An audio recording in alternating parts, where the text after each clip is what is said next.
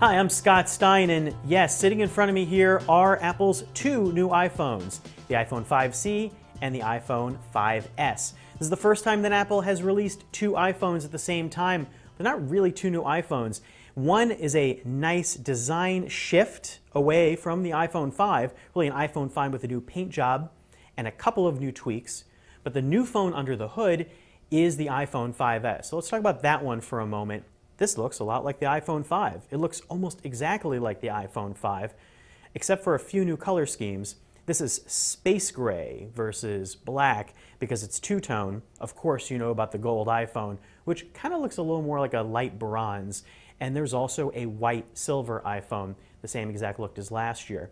So what's new inside the iPhone 5S? Well, what you're really getting is a brand spanking new A7 processor that's faster and also is 64-bit. Well, what does that mean? It's probably building towards the future of computing more than something you can appreciate right now. There are a lot faster graphics, and it's also got something called an M7 chip that allows for what Apple claims is better motion tracking.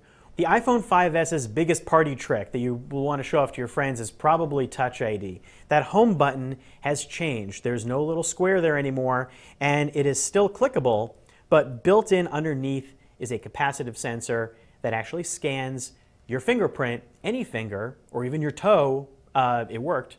Now, that sounds kind of great, and the technology is really fast, much faster than any other fingerprint sensor, but curb your excitement at the moment, because what Touch ID does is pretty limited right now. It does allow you to bypass using a passcode on your phone. It also will store your iTunes password, so if you want to make a purchase, you just press and you buy. What it doesn't do right now is allow any other storing of other cloud-connected service passwords, remembering your Facebook or Google account, or allowing you to buy things with other services. Now, what's interesting is that your fingerprint is stored on the A7 chip itself. It's not cloud shared or anything like that.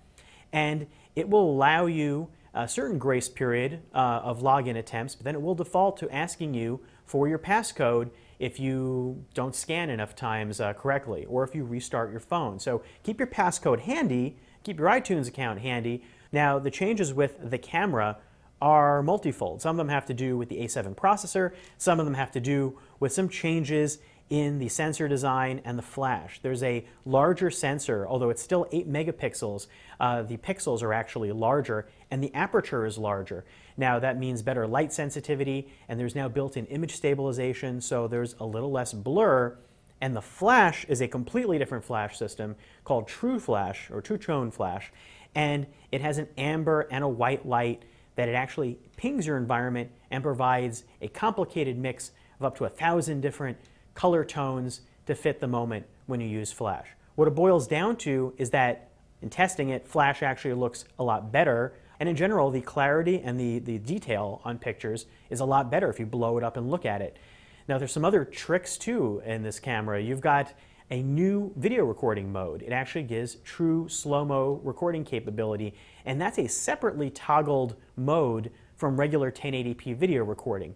You have to trigger it and it records in 720p at 120 frames per second. And then at any time afterwards, you can actually toggle and adjust where the slow-mo effect kicks in. The A7 processor is, based on every benchmark that we've thrown at it so far, definitely fast, at least twice as fast again as the A6 last year.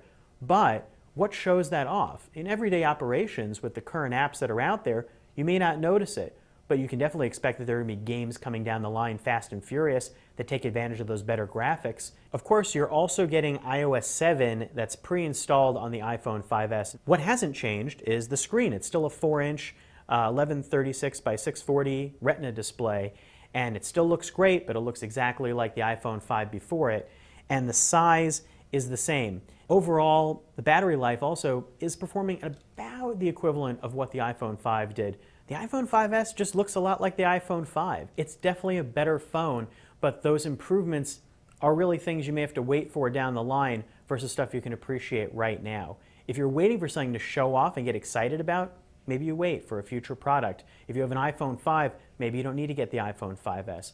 But if you've been waiting, or if you really care about camera technology, or you're interested in the idea of a fingerprint sensor, this is a very good time to get aboard. You're basically future-proofing your iPhone.